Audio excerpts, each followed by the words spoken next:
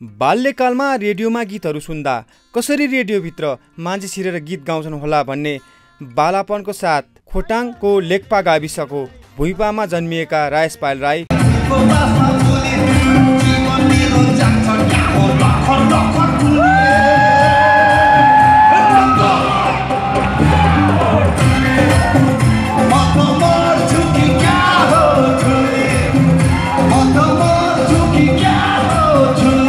नेपालमा मात्र नभई विश्वमा नै ख्याति कमाउन सफल गायक हुन्।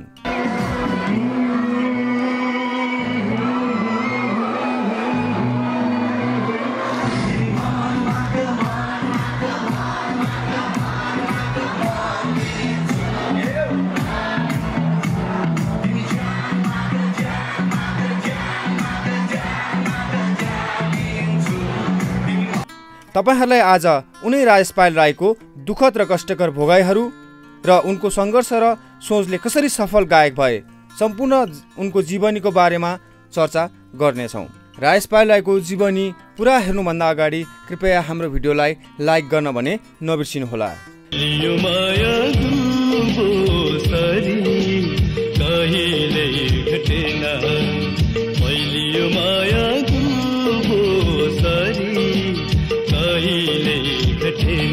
हो यही बोलको गीत गाएपछि रायसपाल राईले गायनको सफलता सुरुवात भयो।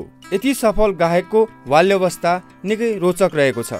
बिहानै उठेर एक भारी घाँसताउरा गरेर गाई गोरुको गोबर सोरेर दुध दोहेर 1 घण्टाको यात्रा तय गरेर उनी स्कुल जान्थे। उनको पिता रत्न राई र सन्तलक्ष्मी राई हुन्। साकेलामा, हाटमेलामा, सरस्वती पूजामा, स्कुलमा गाना गाउँदा सबैबाट प्रशंसा पाएपछि म पनि एक दिन गाना गाएर परिवारलाई समाजलाई सुनाउँछु भन्ने उनको सोच थियो। विक्रम सम्वत 2046 सालमा खोटाङबाट काठमाडौँ आउने मौका त मिल्यो, तर सिंहदरबारभित्र रहेको रेडियो नेपालमा छिर्ने कसरी, यो कुराले उनलाई सतायो। उनलाई जसरी नै गीत गाउनु थियो तर भित्र जाने उपाय केही थिएन। उनले झुटको सहारा लिए र त्यहाँको कर्मचारीहरूलाई पाण्डव सुनवार मेरो काका हो भने र उनी रेडियो नेपालभित्र छिरे। स्वर परीक्षा दिए र स्वर परीक्षामा उनी उत्तीर्ण पनि भए। उनले निकै चर्चित सङ्गीतकारहरूसँग काम गर्ने मौका पाए। यसै सिलसिलामा उनले शिलाबहादुर मोक्तानको सङ्गीतमा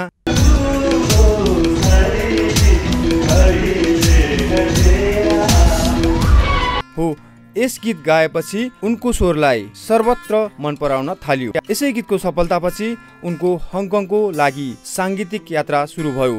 त्यसपछि रायसपाल राईले कहिल्यै पछाडि फर्केर हेर्नु परेन। यसै क्रममा 2052 सालमा गरिब चलचित्रको गीत मेरो मनको दैलो खोली हो यसै गीतमा अनुबन्धन भए।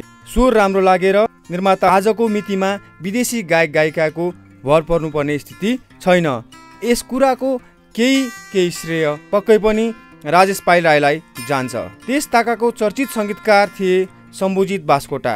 उनले निकै चलचित्रहरूमा सङ्गीत दिएर चलचित्रहरू हिट पनि भएका छन्।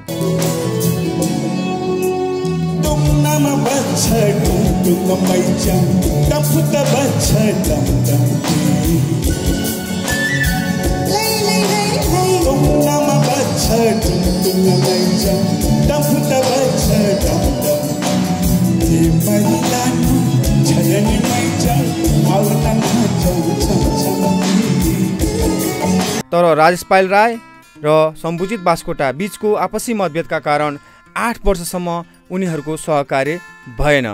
तर पनि राजेशपाल राई कहिल्यै खाली बस्नु परेन र नयाँ नयाँ सङ्गीतकारहरूसँग निरन्तर गीतहरू गाइरहे।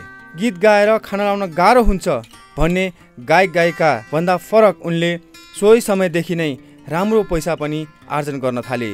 विदेशी मुलुकहरूमा साङ्गीतिक कार्यक्रम गरेर नेपालमा रेमिट्यान्स भित्राउने गायकहरूमध्ये सायद उनको नाम पहिलो नम्बरमा नै आउँछ।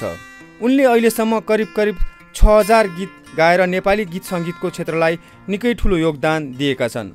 उनले अहिलेसम्म करिब 6000 गीत गाइसकेका छन् र नेपाली गीत सङ्गीतको क्षेत्रलाई निकै ठुलो योगदान पुर्याएका छन्।